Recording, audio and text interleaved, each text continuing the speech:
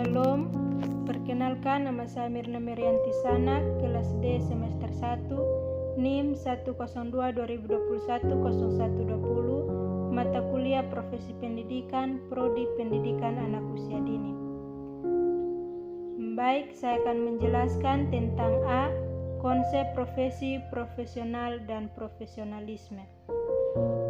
Apakah profesi itu? Menurut Lieberman, suatu pekerjaan atau jabatan yang diperoleh melalui latihan khusus yang memadai. Menurut World Confederation of Organization for Teaching Profession atau WCOTP, suatu jabatan atau pekerjaan yang biasanya memerlukan persiapan yang relatif lama dan khusus pada tingkat pendidikan tinggi yang pelaksanaannya diatur oleh kode etik tersendiri. Dan menurut etika kearifan atau kesadaran serta pertimbangan pribadi yang tinggi, menurut Dedi Supriyadi, suatu pekerjaan atau jabatan yang menuntut keahlian, tanggung jawab, dan kesetiaan terhadap pekerjaan tersebut. Menurut Sikung Pribadi 1976, profesi itu pada hakikatnya adalah suatu pekerjaan atau janji terbuka bahwa seseorang akan mengabdikan dirinya kepada suatu jabatan atau pekerjaan dalam arti biasa karena orang tersebut merasa terpanggil untuk menjabat pekerjaan itu. Makna pengertian di atas mengisyaratkan bahwa 1. Hakikat profesi adalah suatu pernyataan atau suatu janji terbuka. Suatu pernyataan atau suatu janji yang dinyatakan oleh tenaga profesional tidak sama dengan suatu pernyataan yang dikemukakan oleh non-profesional. Pernyataan profesional mengandung makna terbuka yang sesungguh-sungguhnya yang keluar dari lubuk hati. Pernyataan demikian mengandung norma-norma atau nilai-nilai etik. 2. Profesi mengandung unsur pengabdian. Pengabdian diri berarti lebih mengutamakan kepentingan banyak orang. Misalnya profesi dalam bidang hukum adalah untuk kepentingan kliennya bila berhadap dengan pengadilan. Profesi kedokteran adalah untuk kepentingan pasiennya agar cepat sembuh penyakitnya.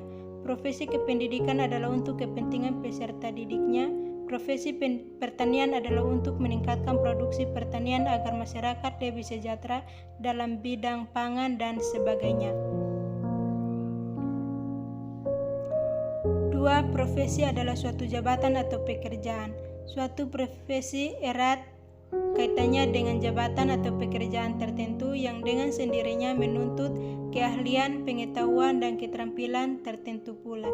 Dalam pengertian profesi telah tersirat adanya suatu keharusan kompetensi agar profesi itu berfungsi dengan sebaik-baiknya. Dalam hal ini, pekerjaan profesional berbeda dengan pekerjaan-pekerjaan lainnya berdasarkan uraian tentang pengertian, kriteria, dan unsur-unsur yang terkandung dalam profesi. Sebenarnya profesi itu adalah suatu lembaga yang mempunyai otoritas yang otonom karena didukung oleh 1. Spesialisasi ilmu sehingga mengandung arti keahlian. 2. Kode etik yang direalisasikan dalam melaksanakan. 3. Profesi kelompok yang bergabung dalam profesi. 4. Masyarakat luas yang memanfaatkan profesi tersebut. 5. Pemerintah yang melindungi profesi dengan undang-undang.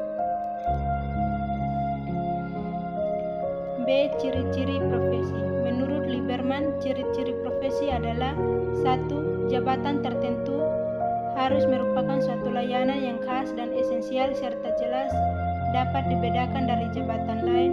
2. Untuk melaksanakan tidak sekedar diperlukan keterampilan atau skill, tetapi juga kemampuan intelektual.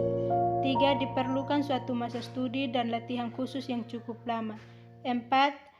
Para praktisinya secara individual atau kelompok memiliki otonom. Tindakan keputusannya dapat diterima oleh para praktisi yang bertanggung jawab. 6. Layanan tersebut semata-mata untuk kepentingan ekonomi.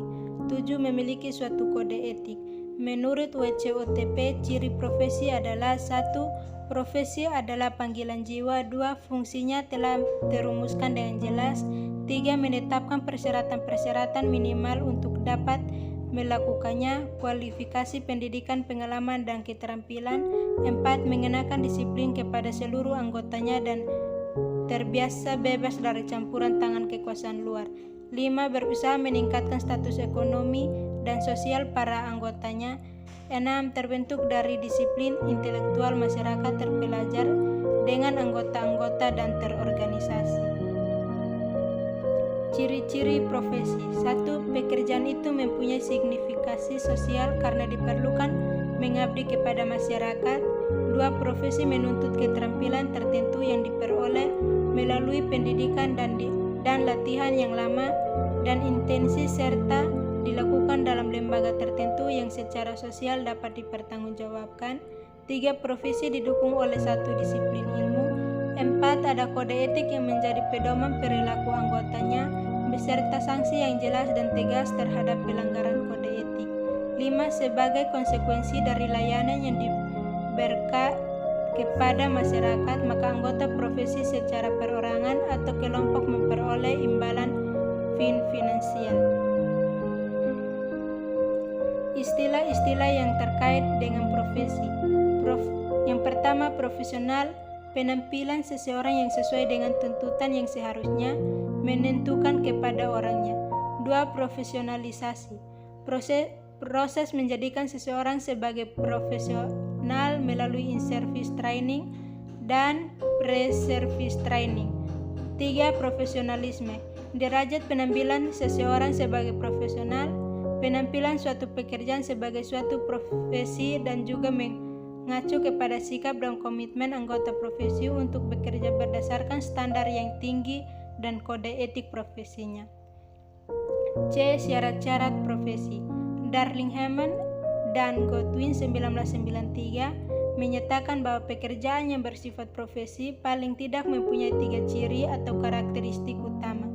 Ketiga ciri tersebut adalah: 1. Dalam melaksanakan pekerjaan. 2. Mempunyai mekanisme internal yang terstruktur. 3. Memiliki ukuran standar untuk praktis yang etis dan memadai dalam mengemban tanggung jawab utama terhadap kebutuhan kliennya. D. Konsep profesi keguruan. Bertolak dari pandangan Darling-Hammond dan Goodwin, pekerjaan sebagai guru dapat digolongkan sebagai profesi jika dilandasi oleh bidang ilmu yang terkait. Dalam hal ini adalah ilmu mengajar atau ilmu keguruan, yaitu apa yang disebut sebagai the scientist basis of the arts of teaching atau dasar ilmu dari seni mengajar. A. Syarat-syarat profesi keguruan.